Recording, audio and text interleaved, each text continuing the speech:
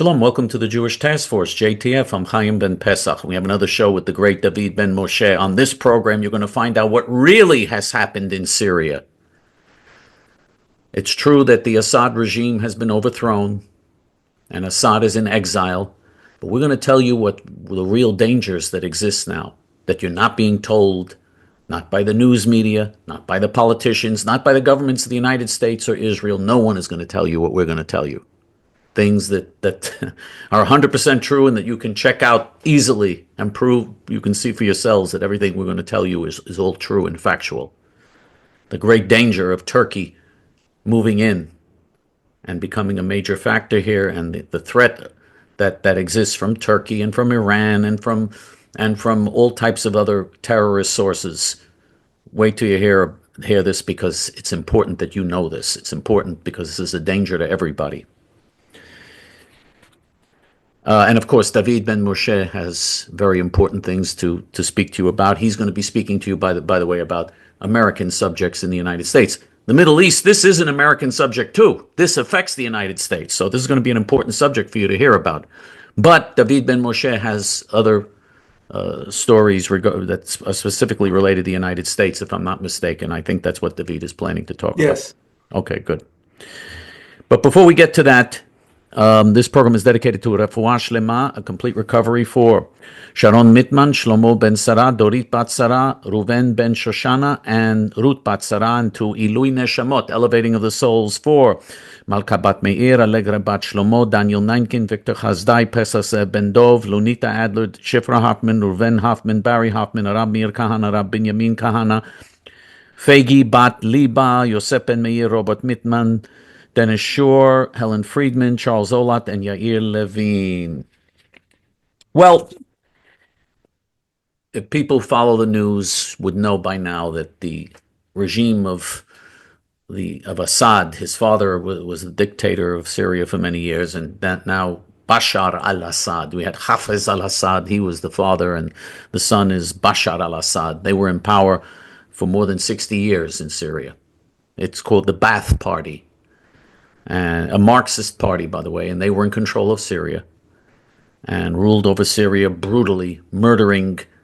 During the 60-year period, about 2 million people were murdered by the regime, murdering their own people, murdering their own subjects that were under their control, with chemical weapons and just every violation of every standard that anybody could ever come up with. I mean, brutality beyond words. He was overthrown because he was not popular among the Sunni majority. He's part of the Shiite minority.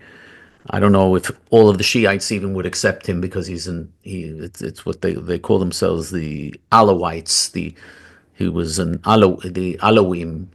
So I don't even know if we have all these sects, these crazy sects in Islam, that no, Muhammad did this and Muhammad was succeeded by him, and all these arguments about Muhammad, that the camel relieved himself at a certain spot with Muhammad, and that therefore you have to, and therefore everybody's going to kill each other over whether the camel relieved himself over here or relieved himself near the hill or near the mountain. Insanity. I mean, just insanity, and slaughtering each other over this, over something that happened 1,400 years ago, 1,300 years ago, and this succession and that succession, and this to them is so important. Millions are slaughtered because of this. Millions of men, women, and children they slaughter of their fellow Muslims. Well, if they don't have infidels to kill, they're just as happy killing each other. Right. And it's amazing, by the way, the world that pays so much attention when Israel defends herself and kills some of these Muslim Nazis. All of a sudden, the world gets hysterical. How dare you, committing genocide whenever Israel defends herself? But the Arabs literally slaughtering millions, committing holocausts against each other. The world pays no attention to that. That's not relevant. And by the way, if this is what they do to each other, imagine what they would do to the hated infidels if they had a chance. They're not joking when they say they want to slaughter all non-Muslim infidels. And who took over in Syria? Who took over? I mean, the rebels. The news media calls them the rebels. What rebels? These are the Al Qaeda, ISIS, Sunni terrorists. Literally, ISIS and Al Qaeda are running the new government in Syria. They're in charge now. Al Qaeda and ISIS. Everybody said, "Oh, okay, we have a new government now. Oh, we got rid of the brutal Assad regime, and now we're going to have a new Islamic regime." When are we going to learn? It doesn't matter if they're Sunnis or they're Shiites. It doesn't matter. The Sunnis, 90% of the Muslims in the world are Sunnis. About 10% are Shiites. The 90% who are Sunnis believe, for instance, that human beings have no free will. No free will. Allah decides everything. He decides everything in advance. Everything's been predetermined already. It's all been predetermined. Everything we're doing, we're just going through the motions, but it's all already been predecided. So why do you punish people? They're not guilty of doing it if it was predetermined, if we're just all like robots doing whatever Allah told us to do and programmed us to do. Why do you kill people? Why do you slaughter people? Why do you cut people's hands and arms off? Why do you cut off the clitorises of 6-year-old girls? 90% of Muslim women in Egypt, when they were 6 years old, had their clitorises cut off in what's called the female mutilation. They call it female circumcision, because women shouldn't be allowed to have a clitoris. That's sinful. Why do you do this to people if it doesn't matter? If it's Allah already decided everything, it's all, why do you do it? It's such an insane, illogical, irrational religion. You can't reason with them. You can't reason with them. There is no reasoning. There's no logic. That's because Islam turns you into a functional idiot. I think you're insulting idiots. I mean, this is, it's beyond insanity. Anyway, so that's who's ruling Syria now. ISIS, Daesh, in Arabic or in Hebrew we call it Daesh, which is ISIS in English, and Al Qaeda. Those are the people. Literally. By the way, all the people who are now in charge of Syria, even the European Union, which is always on their hands and knees before Islamic terrorism, even in the European Union, they were listed every one of them was listed and characterized as terrorists. They're on every terrorist list of every Western country in the world. The United States has them listed as terrorists. All of them are on the terrorist list of the United States. Their organizations are on the terrorist lists. Their foundations are on the terrorist lists. Their institutions are on the terrorist lists. And they as individuals have all been placed. Their names as individuals are all on the terrorist list. Giuliani, who's not Rudy Giuliani. I mean, let's not mix this up. But his name is Giuliani. He's the new guy in charge in Syria. He's an ISIS terrorist. He is on every terrorist list of every Western country in the world. And believe me, it takes a lot of doing if you're a Muslim terrorist to get on those lists. That means you slaughtered civilians and committed acts of terrorism against Western targets. That's what it means. And that's what he did many, many times. That's who's in charge now of Syria. This is good news. We're going to celebrate now. And they're screaming, "Onto Jerusalem next." Of course they're going to scream that. And of course, because the creation of Israel in the middle of the Arab world, and the fact that a handful of Jews defeated the whole Arab world in 6-day wars, this is something that is so humiliating and so devastating to the Islamic narrative, that they're going to world conquest and we're going to show, and Allah is behind us. I mean, the fact that the Jews, who were supposed to be by the way, the Quran claims that there is no Jewish people. The Jews don't exist. All lies. That the Jews don't exist. There is no Jewish people. And all of these organizations tell us there's no Jewish people. Jews do not exist as a people. And the Bible is all a lie, they say. The Bible, the Jews in the Jewish Bible and the Christians in the Christian Bible, they fabricated everything. It's all a lie. The original children of Israel were Muslims, according to the Quran. It says children of Israel will inherit all of this and came out of Egypt, but they were Muslims, according to the Quran. I don't know how they were Muslims thousands of years before Islam was created. But again, this is what happens when you have the brains of a camel. I mean, this is what happens. Anyway, the ignorance, the stupidity, the Temple Mount, where we had the Holy Temple. They claim that the mosques that are there were built there 10,000 years ago.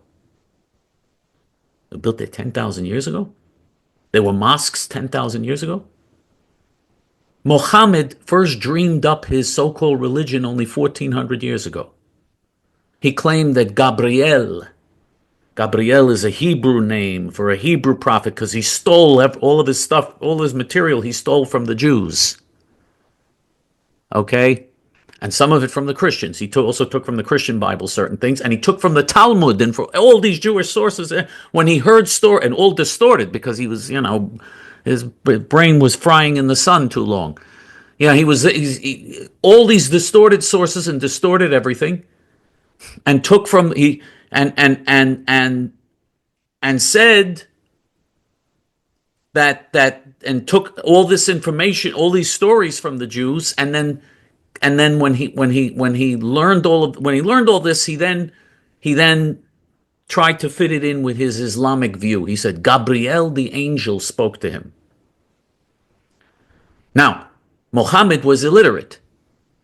Muhammad could not read or write. And the Muslims say, this is proof that Islam is true, that he was illiterate. This is proof that it's true. How could such a great religion that he came up with, and he doesn't even know how to read and write? So it had to come from Allah.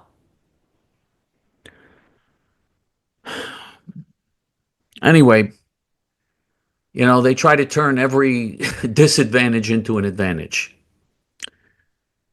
Now, Turkey is getting involved. Who is behind this revolution? Turkey was behind all of this. Who armed the terrorists? Who gave them bases? Who enabled them to do what they were doing? The Turks. Turkey. Turkey is a Muslim Nazi country. It is not an Arab Nazi country. They're not Arabs, but they're Muslims.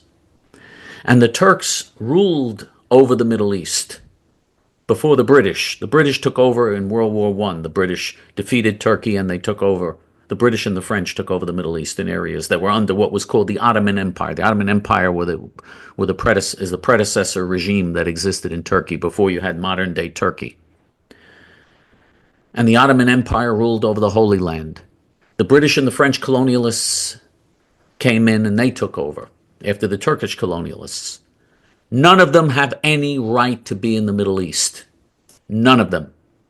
And let me tell you something else. Between the Nile and the Euphrates, there is no other people other than the Jewish people. All the other groups all the other groups there are all tribes. There's no such thing as the Iraqi people. Iraq was invented by the British and French colonialists. There was never a nation called Iraq. There was never a nation called Syria. There were the Assyrians, which had nothing to do with modern-day Syria. This was invented by the British and the French. Lebanon was carved out of what so-called Syria by the French to give the Christians a place where they could be the majority because the French knew that you can't live as a Christian minority under Muslims. They knew that Islam is completely intolerant and you cannot survive under Islamic brutality. So they carved out Lebanon where you had a Christian majority. But within about 20 years, that Christian majority turned into a minority because of the high Muslim birth rate. The Muslims became the majority and they slaughtered 250,000 Christians in Lebanon. And many other Christians fled, so now the Christians are a small minority in Lebanon. The bottom line is there are no Syrians or Iraqis or any of these other groups. The only legitimate people with a true historic basis from the Nile to the Euphrates are the Jewish people. The Jews were there before everybody. The Jews were there before everybody even in modern history. Because in modern history, The Arabs came to the land of Israel after the Jews came and started rebuilding the land. The Arabs came from Egypt and all these other countries because they wanted to get employment and economic opportunity from the Jews who were building the land. And some Jews stupidly hired them. A mistake that America You can find made. all that out if you read Mark Twain's book, Innocents Abroad. When he was there in 1860, he said, this land can't support human life. It never rains. But about 20 years later, 25 years later, the Jews started returning and the rain started coming back. Tell me that's not biblical. The very last, yeah. And the very followed by the Arabs seeking employment, as Chaim said. And the very last parasha in the Torah, the first 5 books of the Bible.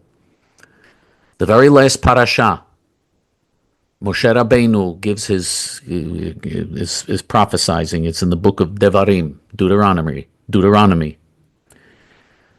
And God says, as part of, he says that when the Jews are exiled from the land will not be able to support, the land will become barren and will not be able to support anybody. God did this to the land. This was an incredible miracle for 2,000 years. It didn't rain. It was barren. Nobody could succeed. By the way, the Christians tried to settle. The Christian crusaders and the Pope and the Vatican sent people there to try to settle in the land. They couldn't. They couldn't survive. The Muslims tried to settle in the land. They couldn't survive. The land was just unworkable. A land that was once in ancient times was known to be the most flush, the most beautiful, the most magnificent, the most productive land in the world, the land that flows with milk and honey. All of a sudden, when the Jews were out, when the Jews had been expelled by the Romans, all of a sudden the land couldn't produce anything. It didn't rain, they couldn't produce anything. Along the coast were all malaria-ridden swamplands where you couldn't do anything. And in the interior, worse than the desert, Mark Twain said. He says, at least in the desert. He says, I'm familiar with desert in the United States. I know desert. At least you have cactus in the desert. You have something. In the desert in Israel, he says, there's nothing. Nothing.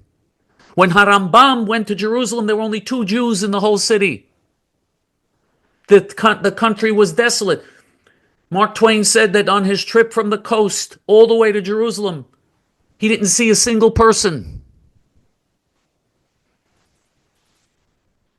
So that's what happened for 2,000 years. God made the land inhospitable, unlivable, uninhabitable to keep anyone else out so that he could save it for his people coming back and to fulfill his promise. All of a sudden, when the Jews come back, all of a sudden, it starts raining again. All of a sudden, it becomes, the deserts become, the Jews, now the Jews played a big role in this. And a lot of Jews paid with their lives to drain out the swamps along the coastline and to turn the desert into a paradise. Israel now is like paradise. It's so beautiful. It's the most beautiful, magnificent, breathtaking country now. But it all happened. It was all predicted this would happen, and we were told this would happen. The only people who were able to reestablish the beauty and the glory and the grandeur of the land of Israel were the Jews, just as in ancient times, just as it was predicted in the Bible. 3,500 years ago, this was written in the Bible. No, 3,500 years ago, this was written in the Bible. In the Torah, that's 3,500 years ago. Now, Turkey wants to get back into the game. Who is Turkey? They're a member of NATO, which shows you, by the way, what NATO is. I don't like these international coalitions and I think they're very bad. People should guard their national sovereignty, and the United States and Israel should guard their national sovereignty. NATO and the UN and all these international forces and international bodies are very dangerous. They dictate to countries like America and Israel what to do and what not to do, and America and Israel then lose themselves, get swallowed up and lose themselves in all these international bodies, and that's the end of the country. And literally, for America, that's literally happening. America is no longer America now. And because America lives by international laws and international codes and international morals and international rules, And now America no longer is America. America's being swallowed up by third world invasion. And even though Donald Trump says he's going to put an end to it, let's see how long that's going to happen. I don't think it's going to happen for long. I think that we're in a very bad process here where America's going downhill. And a lot of it is because they're part of these coalitions like NATO and UN and all these other. This is not good. And the World Health Organization and all these other. The United States can make their own decisions. Every country, every sovereign country should be able to make their own decisions. Anyway, Turkey is part of NATO. And Turkey wants to control Syria again. And through these terrorists that they sponsored these terrorists. They want to control Syria. Let me just remind you who Turkey is. Just in case anybody wants to say, well, they're part of NATO. Erdogan is the dictator of Turkey. Okay? He is a Muslim Nazi terrorist. The Turkish regime in 1915, from 1915 to the early 1920s, murdered 2 million Armenian men, women, and children. They committed a Holocaust. They're Nazis. They committed a Holocaust. They were called the Young Turks. And by the way, on YouTube you have a channel called the Young Turks. They actually use that. That's like calling yourself the Hitler Youth. The Young Turks are the ones who murdered 2 million Armenian Christian men, women, and children. 2 million were slaughtered by the Turkish army and the Turkish forces. It was the first Holocaust. Hitler, Yimach Shmo, said that he was greatly encouraged by this, and he said, what are we worried about? Who remembers the Armenian Holocaust that Turkey perpetrated? Who remembers that? We don't have anything to worry about. Nobody's even going to remember any of this. We just do it and that's it, and the world won't even know, won't even take notice.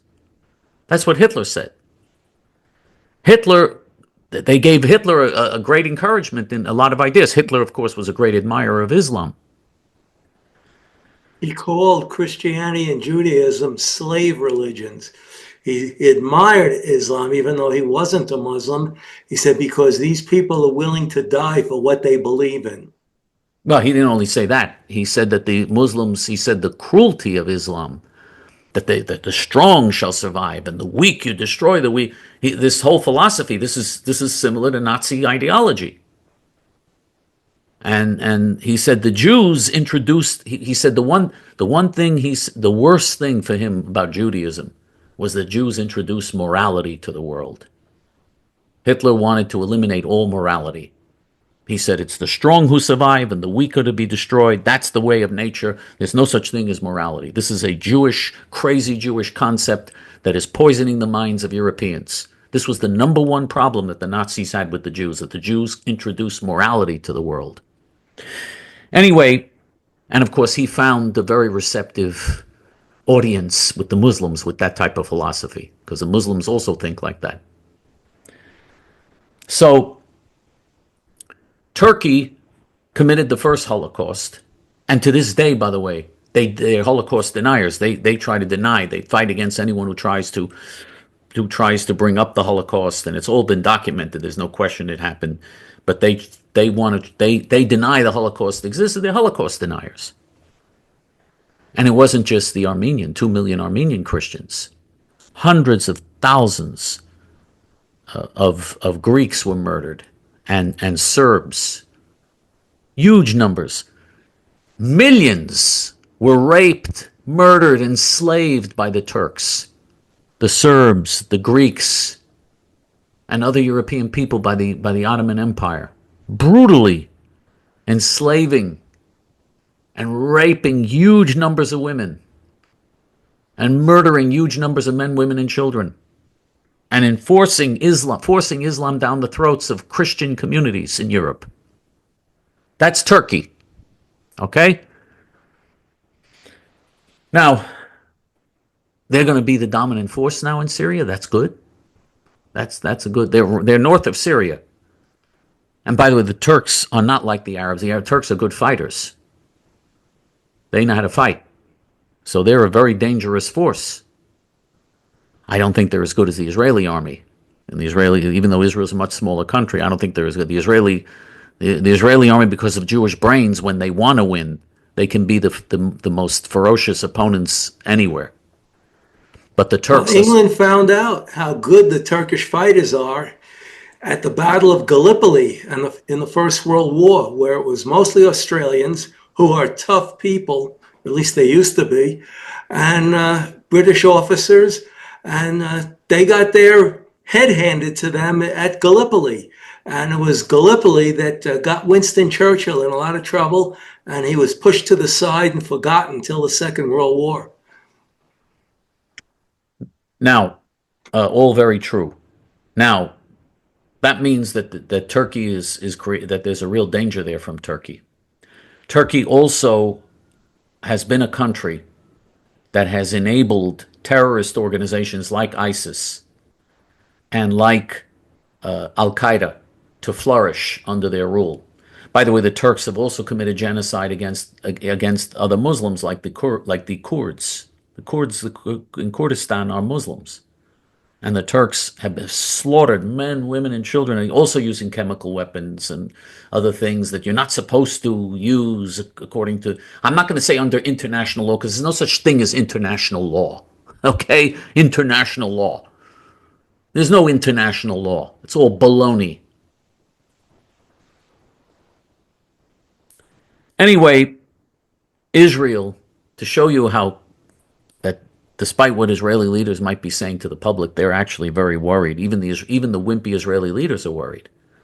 Israel, since this takeover in Syria, have been bombing Syrian army targets and destroying Syrian ammunition and Syrian tanks and Syrian planes and destroying the equipment of the Syrian army. They've been bombing almost daily targets all over Syria, the Israelis.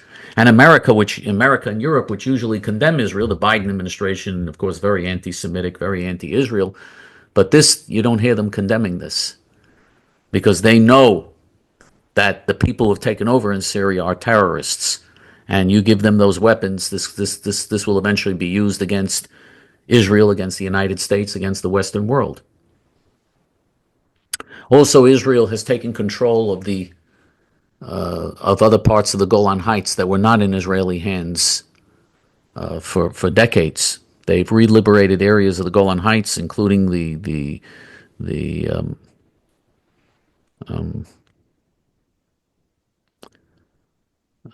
how do you say this in English? I don't even know how to say it in English, so I'm not going to say it. Anyway, but they've taken over other parts of the Golan that were not in their hands. The Israelis are now 20 miles away from Damascus, the Syrian capital. The Israeli army has moved into Syria, and they've taken over a little slither of Syria because they know that there's a real danger here to the Israeli population, to Israel's security from these terrorists. So the question is, what do you do here? Well, first of all, let's talk about God's solution. Yes, I'm a religious Jew. I believe in God. And I believe that everything that's happening in the land of Israel is all a fulfillment of biblical prophecy. God wants all of that land to be under the control of Israel. God said that he's going to give all the land from the Nile to the Euphrates to the Jewish people as an eternal inheritance. Eventually, that's going to happen one way or another. Okay, it's either going to happen the nice way or it's going to happen the not nice way. If it happens the not nice way, then we're going to suffer a lot until we're forced to wake up and do what has to be done. We're going to have a lot of suffering, a lot of pain, a lot of death and destruction, and rivers of blood will flow, God forbid, and innocent people will get hurt. That's what will happen if we do not wake up and understand that the land of Israel from the Nile to the Euphrates belongs to the Jewish people. The Arab Muslim Nazis who live there, all the Arab tribes that live there. There are no Iraqi people, Syria. There is no Syria. There is no Lebanon. There is no Iraq. There's all fantasy countries that were created by the British and French and colonialists. They don't exist, these countries. Historically, they don't exist. And they're all tribes, and that's why they all fight each other and kill each other all the time. Baruch Hashem, thank God. In any event, the hostile populations there eventually are going to go. One way or another, they're going to go. God is going to get them out because God wants his people to have that land from the Nile to the Euphrates. That's part of the Geulah, the final redemption of the world. That has to happen. That's got to happen. That's got to be the goal. Encouraging the hostile local populations to leave and having Israel move in and take over from the Nile to the Euphrates. That's eventually what has to happen. But you think the insane Israeli government and even the Jews of Israel of today are willing to do that? If they hear me say this, they say, "What are you? You're not realistic." You know, I mean, forget it. They're not willing to do that right now. But that's the goal, and I will not, and certainly true God-fearing Jews will never give up on that goal, because that's our goal in the long term. That's what we aim for. In the meantime, we want Israel to take over as much as possible. We want to encourage the Arabs out as much as possible. That's the story in Syria that you don't hear from anybody else. You have a terrorist regime that has taken over. It's backed by Turkey, which also supports Islamic terrorism. Turkey is a nation that has murdered millions of Christians, that persecuted the Jews when they were living in the land of Israel under the Ottoman Empire, also very badly persecuted the Jews as well. Bad news. The whole thing is bad news. Okay? If we don't wake up and understand that Turkey shouldn't be controlling the area that was called so-called Syria. The new terrorist regime shouldn't be controlling it. Turkey shouldn't be controlling it. Assad should not have been controlling it. Iran should certainly not be controlling it. None of these countries should be controlling it. Israel should be in charge. That's what God really wants, and that's what he's setting up wars and confrontation for that purpose. That's why we have wars in the Middle East. God is trying to force the Jews to do what the Bible wants them to do, to liberate the land of Israel and to get the evil population, the evil people out. That's what God wants. That's God's goal in the Middle East. It's true that Israel is not willing to do that right now, and that's very, very bad, because you have leaders in Israel who are traitors to the Jewish people, including Netanyahu. He's a traitor. And so, until we have real Jewish leaders and God-fearing Jewish leaders, that's not going to happen. But in the meantime, God is pushing things in a certain direction. That certainly is happening. God is pushing things in a very particular direction, and that's something that we should be encouraged by. Now, the one group of people in Israel that do tell the truth are the heroic Jewish pioneers in Judea and Samaria. There is no official organization called the Hilltop Youth, and I have to say that because the Hilltop Youth have been placed on a sanctions list by the Biden-Harris administration, even though there's no organization called Hilltop Youth. There is no organization. It's a concept. But the heroic Jewish pioneers in Judea and Samaria, there are over 500,000 Jews living there. That certainly does exist. And the heroic Jewish pioneers there, especially the ones on those hilltops, they are telling the truth to the people of Israel. And J.T.F. also is telling the truth to the people of Israel. You know, when we bring this message to the people of Israel with facts and information like we've given you on this program, that you've heard on this program now, when we bring this information, a lot of Israeli Jews wake up and become aware. The question is, will we have the resources to bring it to enough people? That's the issue. The one thing that holds us back is we don't have the resources to bring our message to enough Israeli Jews, because most Israeli Jews would accept our message in the end, because it's a logical, sane message. And especially after all the things that happened on October 7th and all the other terrible things that have happened, Jews in Israel are, the time is ripe. The time is here. They're ready for a message like this. But they can't get our message because we don't have enough resources to bring it to them. That's our main problem.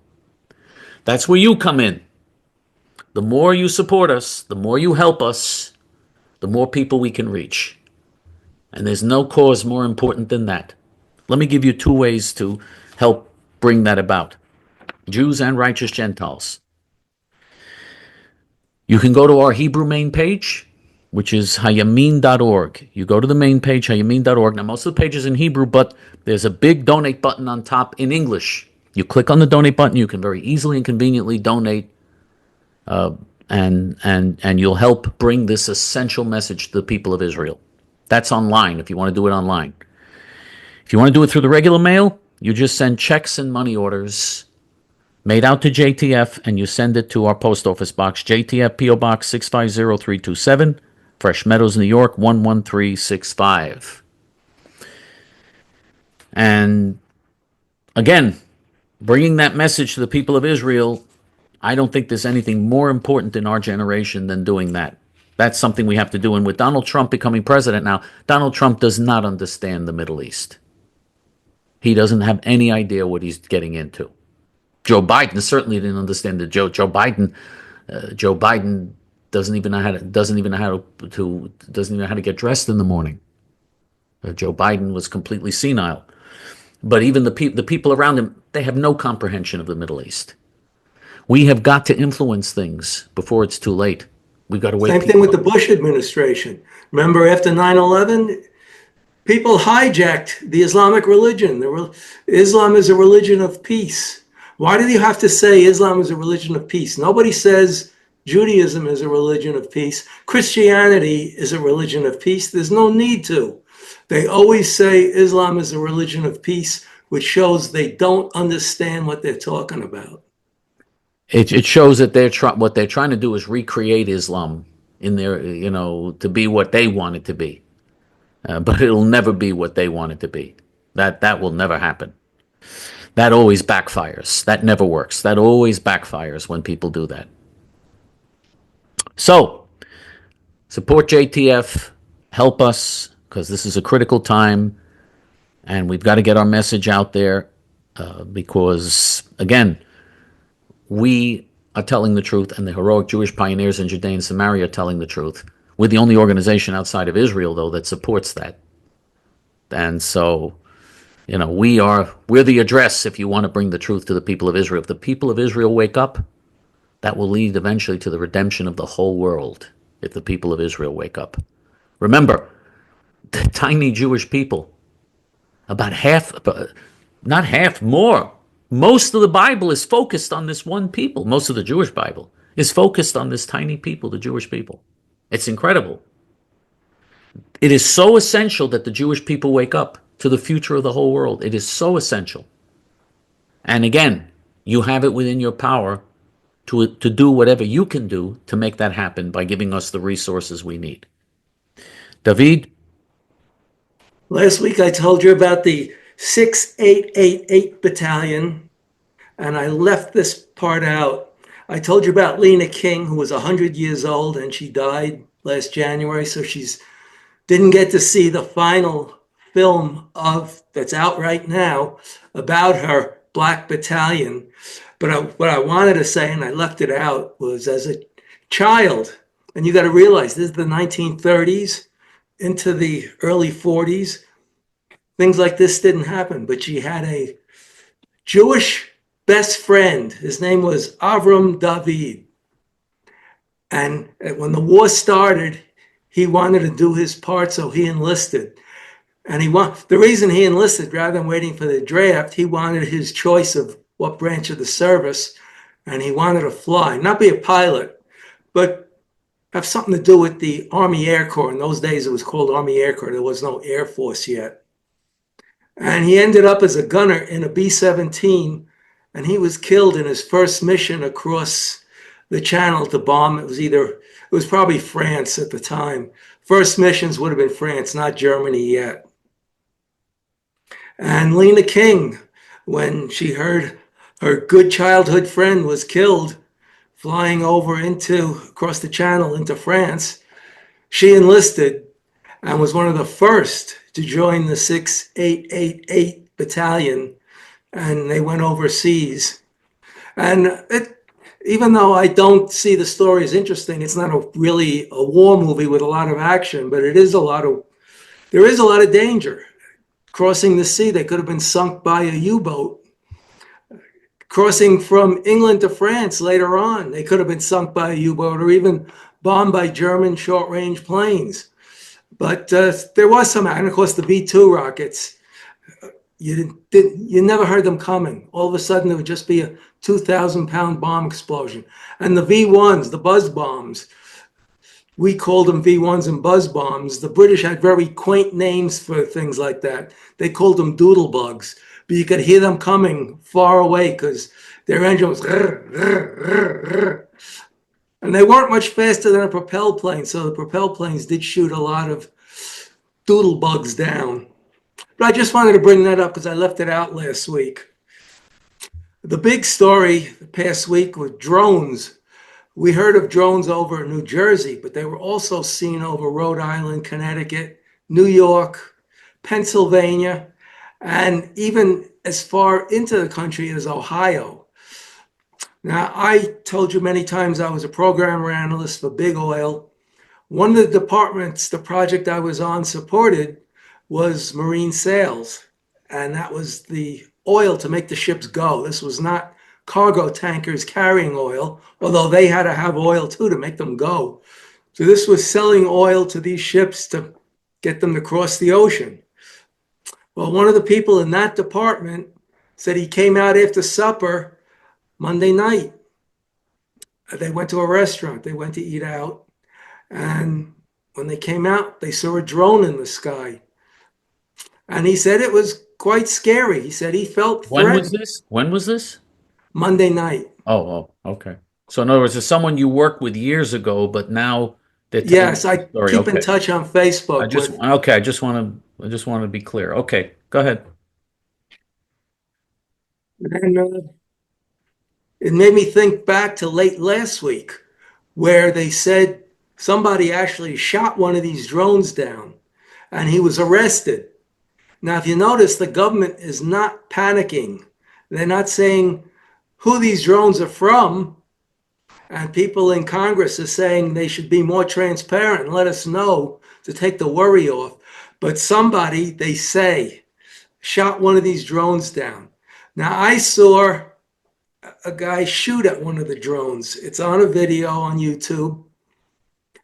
And I'm sure this was artificial intelligence. I'm not sure, but I'm pretty sure. Because how many civilians have tracer ammunition? You could see all his bullets fire red at the drone, and he missed like 9 out of every 10 shots. Somebody in the comments section asked, is that Stevie Wonder shooting at the drones? For those who don't know, Stevie Wonder is a famous singer who was blind like Ray Charles. And it looked like the guy couldn't hit anything. They don't know. They don't know Ray Charles either. So go ahead. Ray Charles was even more famous singer who was blind. Two singers who were blind. Okay.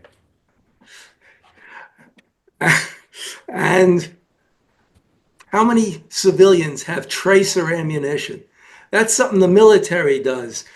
During the war, our 50 caliber machine guns fired a tracer, a regular shot, 2 regular shots, and then an armor piercing shot. So a tracer was every 4th shot, so you could see where your bullets are landing. That's military stuff. So when I saw this, right away I thought this has to be AI. And what's worse is how many of these drones are actually now being created by people online using artificial intelligence.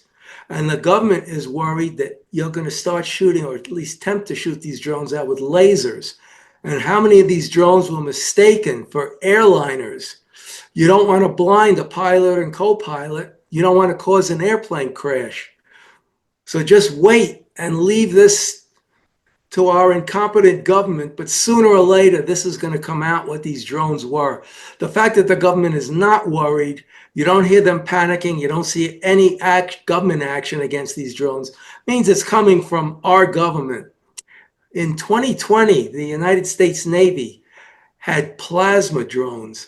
Now, of course, 4 years, they're certainly tested out by now, but who knows? This could be plasma drones sent up by our Navy, but they shouldn't be sending it over land and causing panic. For those of you who weren't around in 1938, just the Orson Welles broadcast of War of the Worlds caused panic in every city. people went out in the streets to see where the aliens were attacking. And people were actually frightened. Some people even got heart attacks. They were so afraid. So you can't have that. And you certainly don't want to fire a laser at a passenger airliner. You notice, by the way, just it's a side issue, but I think it's an interesting point. Um, Remember, there was always this question of the UFOs, and polls showed most Americans believe that there are UFOs and that the government is hiding the UFOs and there's information about UFOs. You notice nobody talks about that anymore. You know why? Because of the invention of the cell phone. If there were really UFOs there, people could take a picture right away, because their excuse always was, well, I wasn't prepared. I didn't have a camera close by. Now, no, everybody's got a camera in their pocket now. Everybody. Or they're all walking the streets with a camera going like everybody.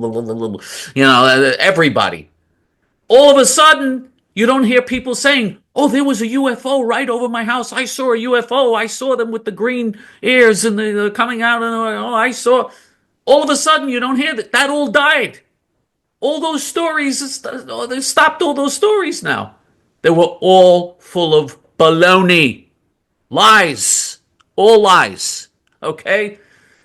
Anyway, and most Americans fell for it because most people are stupid. I'm sorry. Most people are stupid. No other explanation. There are no UFOs. There aren't any. Okay? The UFOs that were in those days, they were always over a cornfield in Nebraska. How come you never saw the UFO land in Times Square in New York? You never saw the UFO land in the middle of a major city or a major. They always were in the middle, always in some remote farmland where no one was around. I was the only one who saw it. Yes, and they took me on the spacecraft, and oh yeah, and there were all these stories they come up with. But now with the cell phone, they can't say that anymore, because everybody would say, why did you take a picture with your cell phone? Now they can't say it anymore. Now that's the end of the UFO stories. And it shows that a lot of these wide myths that go out in society, a lot of these widely believed myths are so ridiculous. So ridiculous. I remember I was once invited on a show. I was invited on a television show. I was the head of the JDL to talk about, and the person on the show starts talking to me about UFOs. Yes, the government is hiding this from me. And I said that I think it's ridiculous. And the audience didn't like that. The audience didn't like the fact that I was against the people in the audience said, no, that's real. This is real. Anyway, go ahead. Just wanted to add that little point. So maybe give food for thought. Well, I agree. There's no UFOs. I'm not saying there isn't life of some sort, maybe even intelligent life on other planets, not in our solar system, but the sky is full of stars. Some of these stars must have planets rotating around them, and there may be life. But the closest star, traveling at the speed of light, 186,000 miles per second, it would take you 2 years to get to the closest star. So the distance is just astronomical. I don't care how advanced you are, you couldn't cover that distance. I don't think there is any life anywhere else. That's my opinion. But anyway, neither one of us can prove it. But I don't think that there's life anywhere else. But one thing I will say, I don't want to confuse people here. The drones are real. That's not like the UFOs. This is something real that is going on here. And I do think it's outrageous that the government doesn't give us an explanation. I think it is.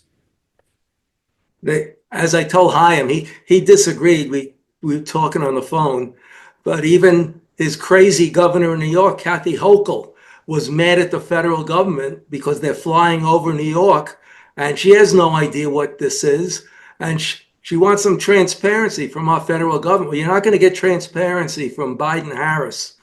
I don't know if you're going to get transparency from Trump. I hope he'll change things around and explain what was going on, but excuse me, I really don't know. I know I didn't disagree with you. I didn't disagree with you that Kathy Hochul, the governor of New York, made that statement, and that I didn't disagree with that. What I said was, you said that she's really upset about this, as if she's sincere. She's not sincere about anything. She's a beast. She is a beast who is destroying New York State. She's not sincere about anything. The only thing she's sincere about is she wants to be reelected in 2026, and she's unpopular. But she's not. But that was the only thing that when she claims she's concerned about something, it's because a lot of people are contacting her office and saying, "Hey, what's going on here?" That's the only reason. It's not because she genuinely cares about the well-being of the public, or she doesn't care about anything. She's Democrats. These Democrat politicians are beasts. Beasts. My apology to the four-legged beasts. I'm sorry. Go ahead. Also, somebody claimed the drones are the size of a small bus. So, that's nobody sending it up. Because if you buy a drone, even a large one, you can hold it in your hand. You certainly can't hold a small bus in your hand. So it remains to be seen. It's on a watch and wait, and we'll see what happens. But don't shoot them down. What if you miss and your shot hits somebody through its arc coming back down to earth and you hit somebody in their house? You'll be in a pickle of trouble if you kill somebody because you're shooting at a drone. Let the government do whatever they're doing. If you're afraid, don't look at it or admire it as a shooting star maybe, but just leave it alone and let the government handle it. That's what they're supposed to do, even if they aren't handling.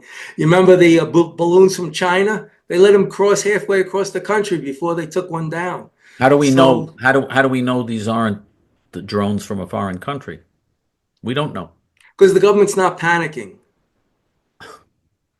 The traitors in the U.S. government, of course, they don't panic when something bad happens to America. The only time they panic is if something good happens to America. Yeah, like when Trump. Well, I'm not gonna say it was good, but when Trump won, that's when they panic. Now they're fearing for their criminal behavior. Not only that, if somebody prevents someone from crossing the border, then they panic.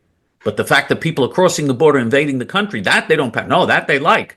But when the bureaucrats like that, then enable and say, "Oh, you got to give them amnesty," and after all, asylum, they have asylum rights. But if something good happens to America, then they're panicking. When something bad if something is really threatening or bad, that's when they don't panic, in my opinion. I think, whatever the government, the bureaucrats in Washington, whatever they're saying, generally speaking, in most cases, not in every single case, but in most cases, whatever they're telling you, believe the opposite and you'll be right. Okay, we have, speaking about bad things, Joe Biden has issued over 8,000 pardons and clemency orders. More than Barack Obama, more than any other president. What was it, Barack Obama that issued about close to 2,000? Biden has issued about 8,500 clemency and pardons, including to two people that were swindling people. They swindled people out of $65 million. Now they've got, I don't remember if it was clemency or a pardon. And if you don't know the difference, pardon is, here's the keys to your jail cell, you can go home now. Clemency is you're given special consideration, like when your next parole comes up. It basically says, you have a pardon, but it's not till your next parole interview comes up. Clemency, pardon means you get a complete erasing. It's as if you're not convicted of a felony anymore. It's been, no matter what they say, they do not take the record away. It'll always be on your record. You'll always have a record. But it's as if if you apply for a job, if you're a convicted felon, you apply for a job and they ask you, have you ever been convicted of a felony? You can answer no after you've gotten a pardon. You can say no. Pardon, it means everything is washed away, any possible punishments, anything else, all gone, all washed away. Clemency usually means that you still are a convicted felon, but you're getting out now. Or if you're on parole or probation or in prison or whatever, it's stopping now at least. Whatever you have, whatever you paid for already, that's in the past. Now you're out. Now you're home free. But you still are listed as a convicted felon. That's usually the difference between clemency and a pardon. And of course, he issued a pardon to his son. And looking into his son's actions, Hunter Biden, took years. And the Republicans dragged their feet and dragged their feet because they didn't want to find anything. The Democrats didn't have to slow them down. The Republicans were crawling at turtle speed. And now, because if Hunter Biden goes to prison, he may say things that implicate his father. And we know his father got rich because of a lot of Hunter Biden's actions. He gave a full and unconditional pardon to his son for everything in the past 10 years. This is unbelievable. Everything the past 10 years, he gave him a full, and that means for 10 years they've been stealing money and taking bribes. He and the two of them, the father and son. Well, that's why Washington is not District of Columbia. It's the District of Criminals. So vile. So vile. They are so evil, these people. It's just, it's just beyond belief. And you remember the Democrats at the convention crying, "Oh, Joe, we're going to miss you, Joe. Joey, Joey." You remember how it was like he was something noble about this scum. Ah, I'm sorry. Go ahead. If he wasn't in a terrible mental state, the convention would have renominated him. And he had a good chance of winning, except for his mental state.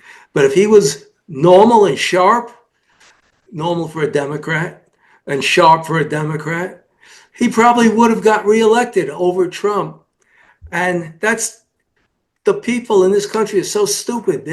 They're saying, "I'm happy with millions crossing the border every year. I'm happy with gas at $3 instead of $2. I'm happy." Speaking about inflation, Ashadina, my wife, she drinks many cups of coffee and she likes adding Nestle or International Delight coffee creamer. I saw it in the bin yesterday. I don't drink that. Hayam knows I'm a Pepsi drinker. Well, not anywhere near what I used to drink. Well, Poison, I saw pure poison. What you're drinking, David, pure poison. Very bad for you. Anyway, I'm sorry. Go ahead. So I saw Nestle's coffee creamer, $4.99. When Trump was in office, it was $2.99, and it was on sale very frequently for $1.79, and every so often even $1.57. And now here's the regular price of $4.99.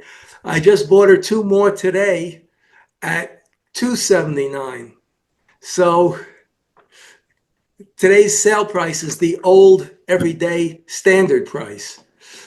These prices, and Chaim and I have a little disagreement on this, these prices are not going to come down unless you stop buying and they want to entice you. And even that may not do it. When people stop buying a product, they raise the price of that product so the few they sell makes up for the loss of the volume they lost. Oh, I'm not, by the way, I'm not predicting that prices are going to come down. I'm saying that if we had a truly good energy policy and other economic policies, then prices would come down. That's what I'm saying. I'm not saying that because I don't think Trump is going to do what has to be done. Now, he came out recently and said I do think prices are going to come down. Trump is an improvement over Biden. I mean, we supported Trump. He's an improvement over Biden, but he's not going to do 10% of what he should be doing. Not even 10%. And so prices are not going to come down under Trump, unfortunately. The only prices that may come down are energy prices. That may actually come down under Trump. I hope I would love to see what a world we would have if Trump really, as we've mentioned on prior programs, if Trump really had a real energy policy of getting out of the way completely and letting America go all out and produce the energy that God has given the United States. If that happened, what a different world this would be. But that's not going to happen, unfortunately.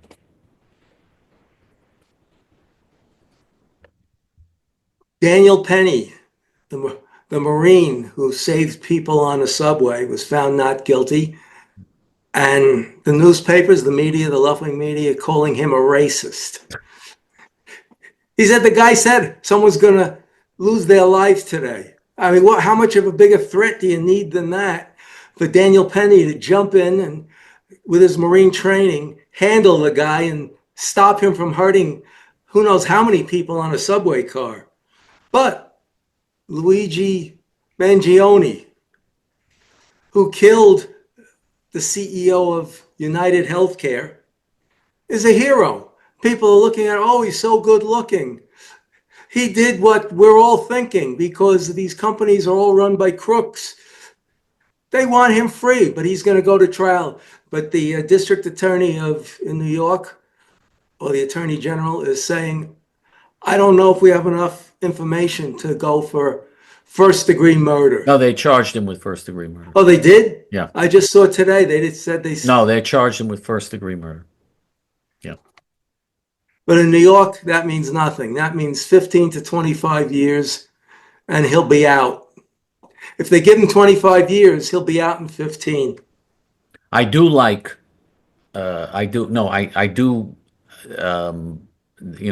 Penny, how am I going to say this now? I got to think of how to phrase this the right way, the politically correct way.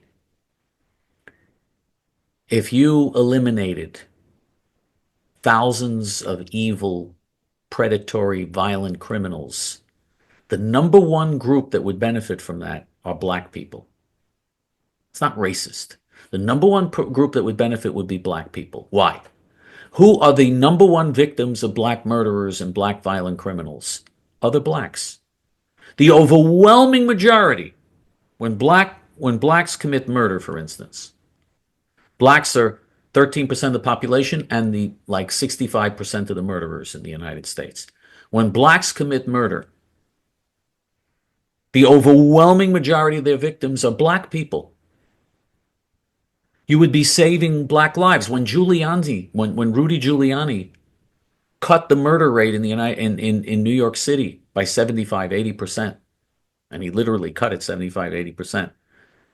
The overwhelming majority of the people he saved were black, because the people who were being murdered every year were black. So what this guy did, when he choked to death this would-be murderer, what he did saved the lives of people, and probably black people. I will also say, by the way, that I don't like the health. I don't like them either. These health companies, and I do think they're crooks. But of course, you can't go out and just start assassinating people. I mean, we can't have a society that operates like that. Although I do think CEOs I detest the big corporations. I detest these people, these CEOs, these politically correct, affirmative action producing CEOs. They have destroyed the United States, and I do detest them. But anyway, that's me. This is, from now on, I'm going to phrase my views this way. This is one Jew's opinion. Just one Jew's opinion. Anyway.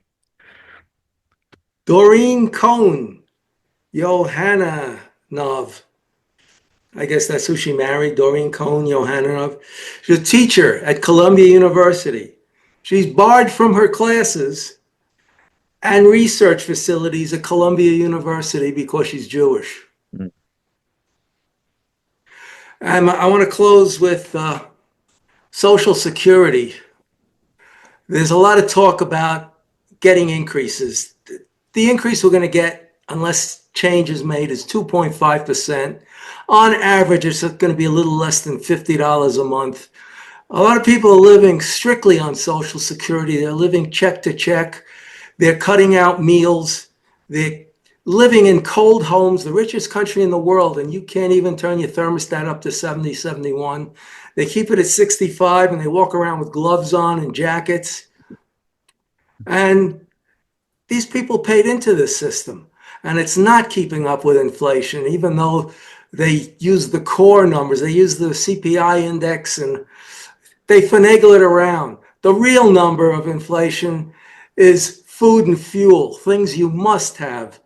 And as I told you about the cost of the coffee creamer, That's not up 2.5%.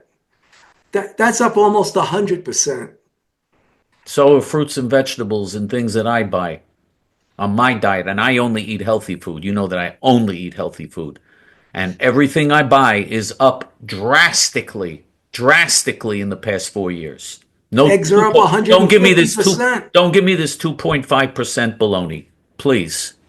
So there's all kinds of videos out, not government people, and they're talking about, well, Trump Trump is going to give you a $2,000 one-shot thing to stimulate your the economy and to help out seniors. And seniors and veterans need this help. But where's the money going to come from? I'm against it, even though I would benefit from it because I'm a senior that doesn't have a lot. So I would benefit because I'm a senior that, that lives on Social Security. I would benefit from it. But I don't want it's not it is you the government should not be in the business of doing that. And there's talk of 200 a month increase on every check in addition to your 2.5%. And there's even talk of 700 a month on every check. But these are people not in the government. These are people that hear maybe proposals that are shot down and they report it to you as if it's coming. That's and not they're going to giving happen. It's not going to happen. Of course it's not going to happen. But they're breaking the spirits of people who are now have hope, and that hope is going to be dashed because there's no chance of this occurring. And you can see in the comments, half the people saying, oh, this would be so helpful. And the other half are saying, this is nonsense. They use a different term, not nonsense. But this isn't real. This isn't the real world. They use something that comes out of bulls. Yeah. That's the term they use. Okay. So half are smart, and the other half, maybe they don't really feel they're going to get it, but they have hope, and you're giving them false hope. And these are seniors. You don't want to hurt them like that, so stop doing this. And I just want to close with, I have a picture of a drone, an actual drone flying over Pennsylvania. I hope you can see this. Yeah, we see it. Mm-hmm. It's an Amish wagon flying over the cows. We see it. Okay, yes. I'm back to you. Yes. In your heart, you know we're right. And in your guts, you know they're nuts. For J.T.F. until next week, this is Chaim ben Pesach, and for David ben Moshe, Shalom.